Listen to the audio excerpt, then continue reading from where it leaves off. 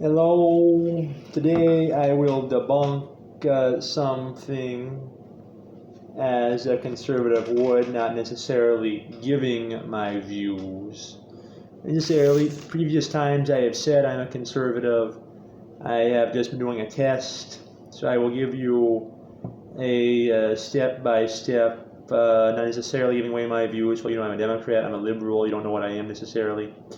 I could be a libertarian, you don't know, but I shall show you how a conservative would debunk this video, stating 3 reasons why a Joe Biden win would be good for the U.S. economy.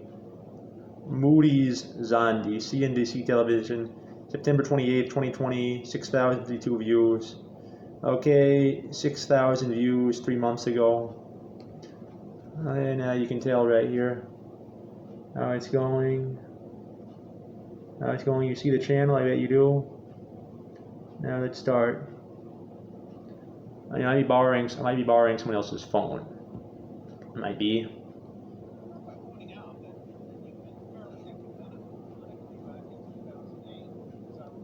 Advisor to John McCain, a GOP guy, right? Yeah, indeed. Ecumenical is the right word, Tyler. Yep. Okay. Let's get to what you did and why you came to the conclusions you did. What were the various scenarios you looked at, and then why, basically, did you end up coming to the conclusion that a Biden win, along with a Democratic sweep of the House and Senate, would be the best outcome for the economy? Well, we looked at 4 different... Starting off, we can see he's putting a lot of thought on the Democrats. He's on CNBC, and he's saying the Democratic policy is going to be what's best. So that could be a sign here. Political election outcomes. Biden wins, Congress is split, Senate remains Republican. Trump wins, kind of the status quo, the Congress is split, Senate remains Republican. And then sweeps. Biden wins with the Congress being Democratic, Trump wins with the Congress being Republican. And if you take the two bookends, the Democratic sweep and the Republican sweep, that's where we get to a very different kind of economy at the end of the next president's term. That's the 7.4 million jobs. And just in a nutshell, and you can read the report, it's online, you can take a look. It's there in gory detail with all the assumptions. And 3 things drive that result. One is Biden has a much more expansionary fiscal policy. That is lots of spending on infrastructure, on health care. Okay, 1 minute and 24 seconds in, 4 minute and 8 second video. Very expansionary, big government with infrastructure, education, and healthcare. Education, if there's no school choice, as a conservative would often put it, education is kind of a crapshoot if you put spending in it. Because what if there's a teachers union having the schools closed down as they are now? If they strike, there's nowhere else to go. Let's say there was one grocery store and it was ran by the government. The government ran the grocery store and it got a lot of money. If the workers go on strike, people can't go there, and they can't go in person. They have their stuff delivered, and it ends up being very crappy. Or if they just can't go and get it, let's say it's another business where it's better to do it in person. Then what ends up happening is no matter how much money it gets, the outcomes can still be pretty bad. That's why school choice education, according to conservatives, would be a real crapshoot. Giving it more money, what would that do if it gave it more money? No school choice equals, Then you have, in public schools, the thing is, if you go, they get paid based on how many students are there. They don't care how well they do for the students. They do it based on how many students are there. Then you have healthcare. Healthcare, is that good for the economy? Well, if one person, let's say, I have even used this before, person A, B, and C, person A, B, and C.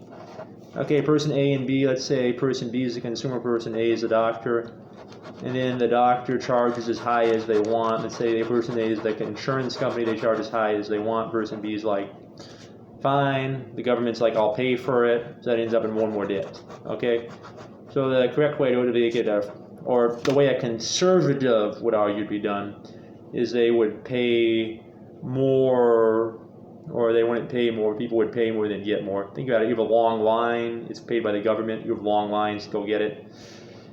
it could be decreased quality, especially the United States is the last place to do it. That's what happens with expansionary spending on healthcare, right? And infrastructure.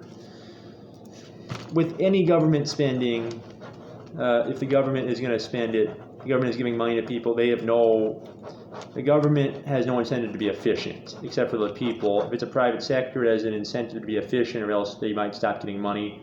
If it's the government, they have an unlimited supply of money. Well, kind of, they have a limited supply of money, but there is not the same consequences as a privatized structure would. Plus, there could be clumsiness, there could be fraud, there could be loopholes, there could be bureaucracy can have fraud, and bureaucracy can have flaws and clumsiness and human errors.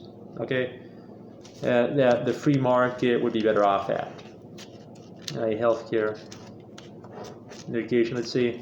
The second argument would have to be the Chinese one about China.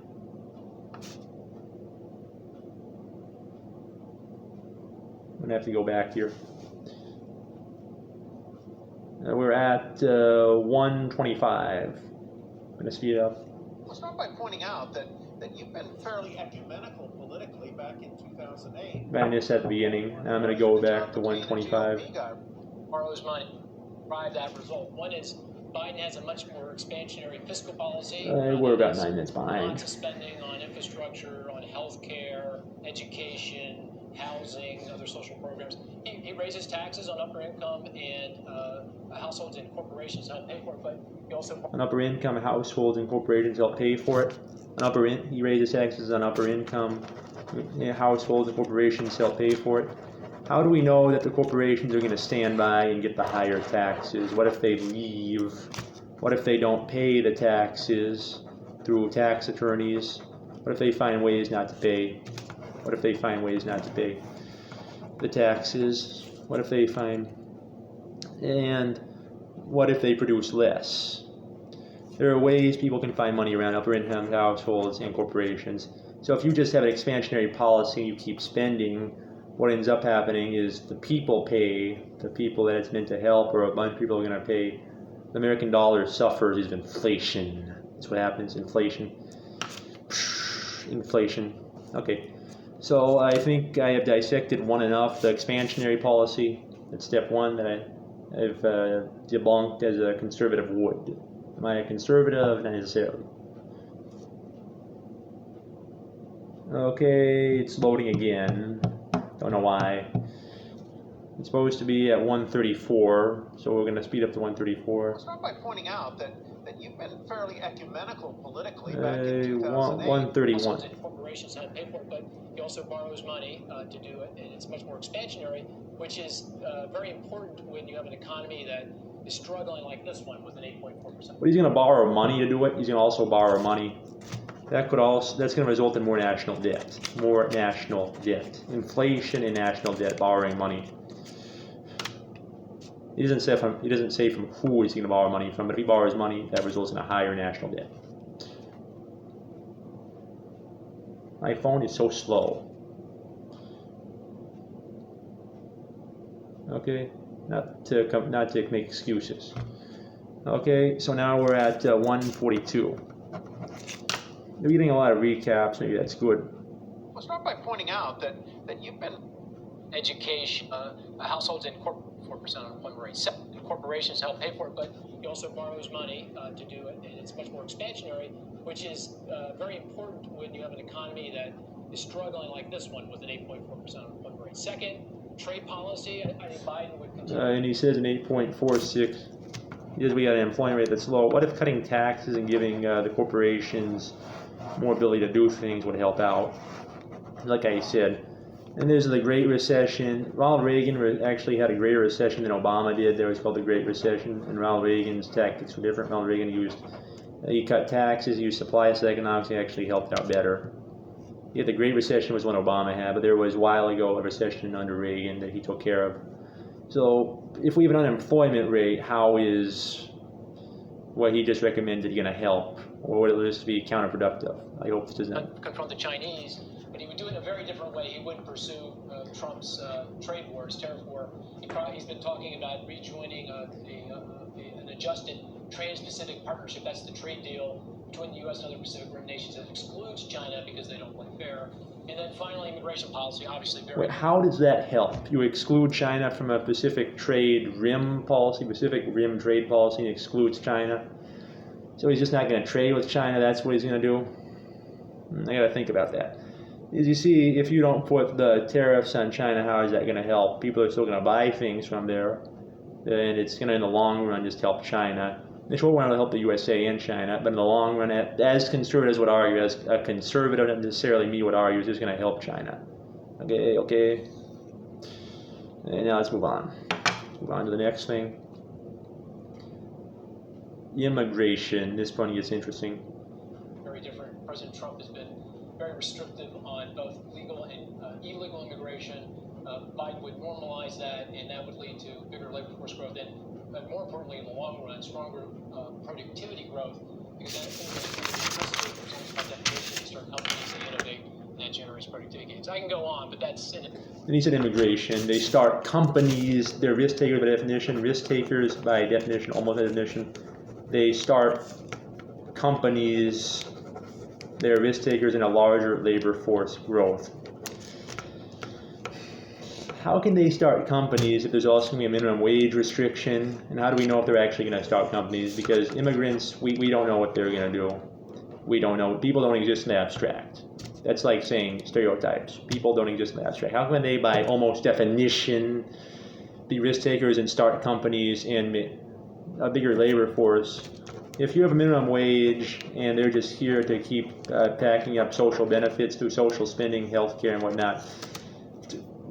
In healthcare, let's say they use all the social spending, they come in. We don't know if they're going to start companies. They're going to use the social spending probably. Or, well, we don't know. We don't know actually. They don't exist in the abstract. They don't. That's the big thing in labor. Okay. In a nutshell, the difference between the two scenarios. It boils down basically to a Biden and a Democratic sweep being more prone to stimulate the economy.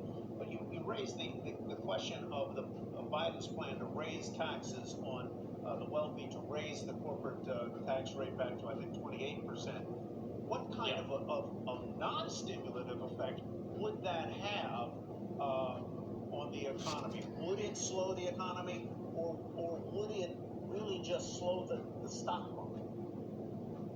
Well, I mean, if that's all we're talking about, if you take that in its isolation, you say, okay, I'm going to raise taxes on upper income, high net worth households and corporations. Yep, on that's going to be negative. But of course, you've got to take that in the context of his broader plan. He's using that money there to help pay for all the other things that he plans to do. But even under Biden, when he's out spending that money and helping. So he's going to use the money from the higher net worth people, the corporations, basically the rich. He's going to use that money. What he just said was basically the rich. In the higher economy, he's going to use he's going to use that money for what he's trying to do. Won't that just cause inflation?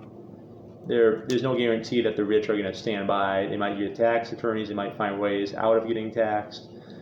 They might. They will find ways outside of getting taxed. The rich. They might produce less. They might leave. The economy, the stock market still doesn't really go that far. It doesn't go anywhere because it has to contend with those higher marginal rates on corporations. That's simple arithmetic, right? I mean, if you're going to raise taxes on corporations, their after-tax earnings are lower at the same price earnings multiple. The price of the stock is going to be lower. And so for stock investors, for high-income households that own those stocks, the Biden plan isn't going to land you in a better place than Trump. It's lands you roughly the same place. How is it almost the same place if it taxes you more? How is it that almost the same place if it taxes you more? I'll start by pointing out. I thought that was a pretty good critique. I thought it was. Let me know in the comments.